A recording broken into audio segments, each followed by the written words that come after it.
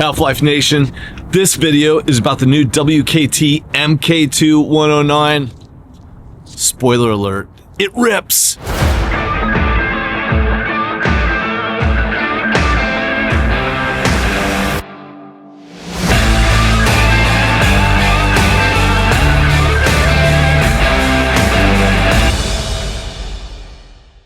Okay, this is the new WKT MK2 109.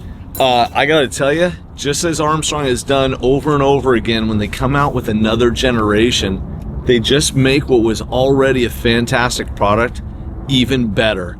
Now this thing's really cool. I like it. I noticed immediately the decking on this. It looks very similar to the prior generation 109 in terms of the decking. But boy, I tell you, this was super tacky on my feet. Now, I don't know if it's because I've ridden the heck out of this one, but this one just stuck to my feet. I really enjoyed it. You'll see one of the differences here between the prior WKT 109 and this one is a little less scoop on the nose, a little bit flatter, and obviously this bottom is white. This bottom's kind of this dirty carbon, you know, which is cool. Yeah, this one's all right. The bottom shape is pretty similar. You know, when you look at that one versus this one has a little bit more clear double concave. You can tell here, like with most Armstrong boards, are known for their stiffness, and that's really good for power transfer. Nice long box. For what it's worth, I typically ride the WKT 09 with my setup, and I'll tell you what setup that is. At about 6, I find to be really good. And you can see the carbon stringers going in this, making this probably the stiffest board that's out there, which is great for power transfer. One of the things that is really cool that I prefer this one over the prior generation WKT 109 is in the MK2, you can see here at the back, they added a little bit more lip. And what that does is it gives you a little bit more of a foot pocket to put in there. You also know where your foot is on the board.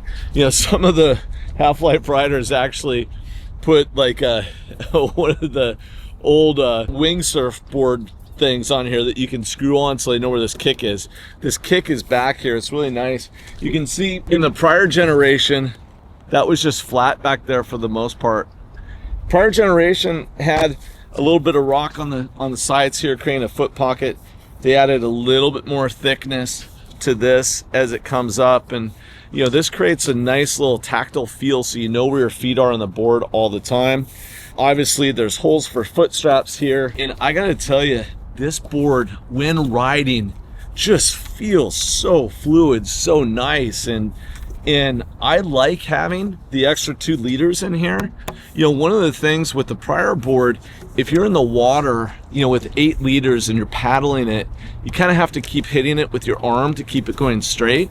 In the lake, no big deal, but if you're doing towing and you have a little bit of ocean water and you need to get from point A to point B, it kind of helps to have just a little something, a little bit more weight under there.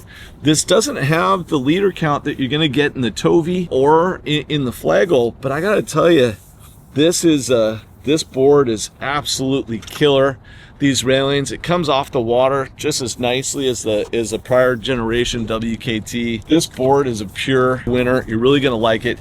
Now they say this is so you know where the mass tracks are beneath it. I don't think you're really getting any value out of that, but it looks cool and it feels good underfoot. And yeah, this is WKT stands for Wake, Kite, Tow. Any one of those 3, this board is gonna rip. The prior generation rips, and so does this one. And I'm trying to look at any other differences here between them. You know, I think on this WKT, they weren't sure, so they put like a little tow leash in there. You're not gonna need that though. Never used it. This comes in 2 sizes. The 109 and the 122. They stopped making the 137, and I gotta tell you, I never sold it to anybody because most anybody coming into this category of foiling would have outgrown that one anyways. There is, the Flagel is a 4.2 in terms of length. It's good for people getting into the sport, but also high level for jumping. But this board right here, if you are 180 pounds and south, maybe 190 and south, or you're an advanced rider, the 109 is going to be great for you. If you're a big boy, 190 plus, 200 plus, you know, this is going to cork a little bit because you put it under pressure. I recommend going with the 122 for you. But as always, just give us a call here at Half-Life. Really appreciate you checking out this video. If you have any questions, just give us a call. We'd really appreciate it. If you bought some of our merch and or bought this product from us, it just helps us be able to make these videos. And I gotta tell you, we love you. We want to have the Half-Life Nation around the world doing killer foiling stuff together. So please go to our website, halflife.live, give us your email, get our newsletter.